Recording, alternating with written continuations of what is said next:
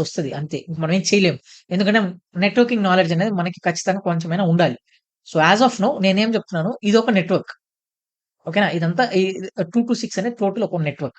ఎప్పుడైతే 113 అని వచ్చిందో ఆటోమేటిక్‌గా అది ఏమైపోతుంది అది నా డిఫరెంట్ నెట్వర్క్. ఎందుకంటే 172-17 అదొక రేంజ్. దాని తర్వాత 2-6 అంటే ఇక్కడ నాకు ఈ లాస్ట్ 2 డిజిట్స్ ఏవైతే ఉన్నాయో అవి మాత్రమే మారుతున్నాయి. స్టార్టింగ్ 2 అనేవి కాన్స్టెంట్‌గా ఉన్నాయి. అది నెట్వర్కింగ్ కాన్సెప్ట్ ఒక ప్రస్తుతానికి మనం పక్కన పెడదాం. సో, ఇది మనం ఏం చెప్తున్నాం వర్కర్ 2 అనేది ఒక కొత్త నెట్వర్క్. సో, కొత్త నెట్వర్క్‌కి కమ్యూనికేట్ అవ్వాలంటే మన దగ్గర ఏముండాలని జెప్పాము? మన దగ్గర రౌటింగ్ ఉండాలి. రౌటింగ్ ఉంటే మనం ఈజీగా చేయగలుగుతాం. ఓకేనా?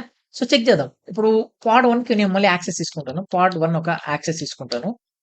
పాడ్ 1 ఒక యాక్సెస్ తీసుకొని ఇప్పుడు నేను పాడ్ 1లో ఉన్నాను. సో, ఇక్కడ చూడొచ్చు పాడ్ 1లో ఉన్నాను. ఇక్కడ నేను పింగ్ చేస్తాను. నా వర్కర్ 2కి పింగ్ చేస్తాను ఫస్టు. ఐ మీన్ నా పాడ్ 2కి పింగ్ చేస్తాను. సో, ఇది మనం ఆల్రెడీ వెరిఫై చేసాం. పింగ్ అయితే అవుతుంది. అలానే ఇప్పుడు నా నా పాడ్ 3 ఒక ఐపీకి పింగ్ చేస్తాను. ఎక్కడుందది నా వర్కర్ 2లో ఉంది. సో, చెక్ చేద్దాం అవుతుందా లేదా అని. చూడండి. అచ్చా! వర్కర్ 2లో ఉన్నా గూడా నాకు పింగ్ అవుతుంది. అంటే వర్కర్ 3లో ఉన్నా గూడా నాకు నా పాడ్స్ అనేవి పింగ్ అవుతాయి. అంటే నా ఒక పాడ్ ఇంకో పాడ్ కమ్యూనికేట్ జరుగుతుంది. ఏ వర్కర్‌లో ఉన్నా. అది నాకొక క్లారిఫికేషన్ ఇప్పుడు ఈ ఈ ఎగ్జాంపుల్ ద్వారా ఈ ల్యాబ్ ద్వారా నాకు అర్థమైంది. అవునా? రైట్. సో, నా థర్డ్ పాయింట్ కూడా వెరిఫై అయితే అయిపోయింది. Done. Fourth point. Pod should have the internet access. So, ఇది కూడా చెక్ చేద్దాం. నేను ఆల్రెడీ పాడ్ 1లో ఉన్నాను కాబట్టి, ఇక్కడ నేనేం చేస్తాను పింగ్ 8.8.8.8 అచ్చా! ఇంటర్నెట్ కూడా వచ్చేసింది. ఓకే. ఫైన్. దాని తర్వాత నేను యూట్యూబ్ కూడా చెక్ చేద్దాం. యూట్యూబ్.కామ్. సో, యూట్యూబ్.కామ్ కూడా పింగ్ అయిపోతుంది. సో, నా ఫోర్త్ పాయింట్ కూడా ఒక విధంగా వెరిఫై అయితే అయిపోయింది. So, fine. ఇప్పుడు మనం ఆలోచిద్దాం.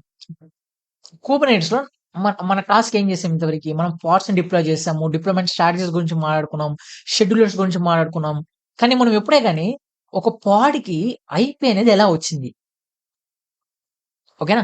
అలానే పాడ్ టు పాడ్ కమ్యూనికేషన్ ఓకే. మనకొక లాజిక్ ఉంది. ఎందుకంటే ఒకే హోస్ట్‌లో ఉంది కాబట్టి ఈచ్ అదర్ కమ్యూనికేట్ చేసుకోగలుగుతారని ఒక లాజిక్ ఉంది. కానీ థర్డ్ పాయింట్ చూస్తే మనకి అనదర్ హోస్ట్‌లో నుంచి కూడా నాకు కమ్యూనికేషన్ అనేది ఎలా జరుగుతుంది?